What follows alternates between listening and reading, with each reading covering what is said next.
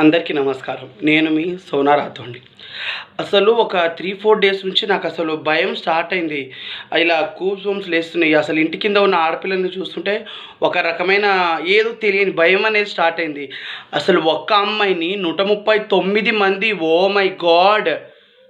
అసలు ఏంటిది? ఎక్కడున్నాం మనం? ఏ సమాజంలో ఉన్నాము? అసలు ఇది చరిత్రలో ఎక్కడ నేను ఇంతవరకు నేను ఇప్పటివరకు వినలేదు. ఇలాంటి ఒక న్యూస్ ఇంతవరకు నేను వినలేదు.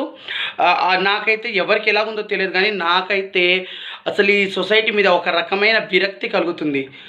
ఒక్క వుమెన్‌ని, ఒక సింగిల్ వుమెన్‌ని 139 మంది అత్యాచారం చేశారని, రేప్ చేశారని, ఆ టైంలో వేధించారని ఆ అమ్మాయి బయటికొచ్చి చెప్తుంటే అసలు నాకు ఎంత భయంగా ఉందంటే, ఒక్క అమ్మాయిని ఎలా అంతమంది ఎలా ఒక్క అమ్మాయిని ఒక్క అబ్బాయి రేప్ చేసి చంపేశాడంటేనే మనం భయపడే రోజులివి. ఆ అమ్మాయిని అబ్బాయి ఎలా రేప్ చేసి చంపేశాడు అని భయపడుతున్న రోజులివి. అసలు నా కొడుకుల్ని ఎవ్వరిని సమానంగా వదలొద్దు. చెప్పు తీసుకొని కొడతా అందరు నా కొడుకులని. పిచ్చి పిచ్చిగుందారా ఒక అమ్మాయి జీవితం అంటే? మీ ఇంట్లో అమ్మ అక్కలు లేరా? మీకు అక్క చెల్లెలు లేరా? మీ అక్క చెల్లెల జీవితాలు ఇలాగైతే ఊరుకుంటారా మీరు? మీరు ఏదో పెద్ద ప్రముఖులు ఉన్నారని కూడా నేను టాక్ విన్నాను. అసలు మీకు బుద్ధుందా?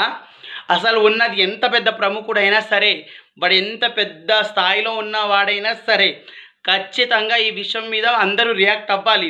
ఎమ్మెల్యేలు, ఎంపీలు, అందరూ సోషల్ యాక్టివిస్టులు, అందరూ ఉమెన్స్ యాక్టివిస్టులు, అందరూ జర్నలిస్టులు అందరూ రియాక్ట్ అవ్వాలి.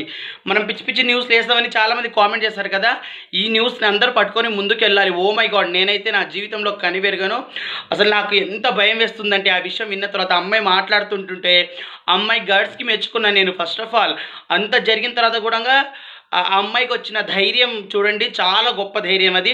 అమ్మాయిని బ్యాక్ బోన్ నుంచి సపోర్ట్ చేస్తున్న వాళ్ళకి కూడా చాలా చాలా థ్యాంక్స్ అండి. మీలాంటి వాళ్ళు ఇంకా ఉండాలి.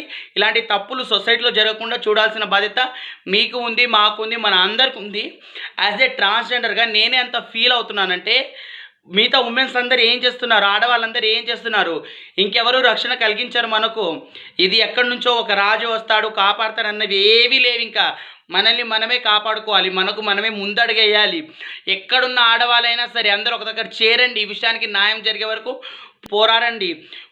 అసలు ఒక్కసారి 139 మెంబర్స్ ఆ సంఖ్య వింటుంటేనే ఎంత భయంకరమైనది. ఒక అమ్మాయిని మీరు కొన్ని సంవత్సరాలలో అలా అలా చేయడం వల్ల కామన్ సెన్స్ అనేది ఉండాలి కదా ఒక మనిషికి. కనీసం కామన్ సెన్స్ అనేది ఉండాలి కదా. ఒక అమ్మాయిని పట్టుకొని అలాంటి పనులు చేస్తే ఆ అమ్మాయి చచ్చిపోదామని ఎన్నోసార్లు ఫిక్స్ అయిందంట. ఏ దేవుడు కాపాడాడో ఏమో, ఏ కన్న తల్లి బిడ్డనో ఏమో. అసలు బుద్ధుందారా? అమ్మాయి వచ్చి చెప్తుంది. వాళ్ళ ఇంట్లో వాళ్ళు ఎంత బాధపడతారు, వాళ్ళ ఫ్యామిలీస్ ఎంత బాధపడతాయి. మీ 5 నిమిషాలకు మీ కామం కోసం, మీ సుఖం కోసం ఒక ఆడపిల్ల జీవితాన్ని నాశనం చేయడానికి సిగ్గులేదారా? వేస్ట్ నా కొడుకులారా, మీరు ఎప్పుడు నాశనం అయిపోయి సర్వనాశనం అయిపోతారు నా కొడకలారా. అమ్మాయిని ఎవరైతే బలవంతంగా ఏమేం చేశారో వాళ్ళందరూ మూటలు బయటికి రావాలి. వాళ్ళందరికీ ఖచ్చితంగా శిక్ష పడాలి.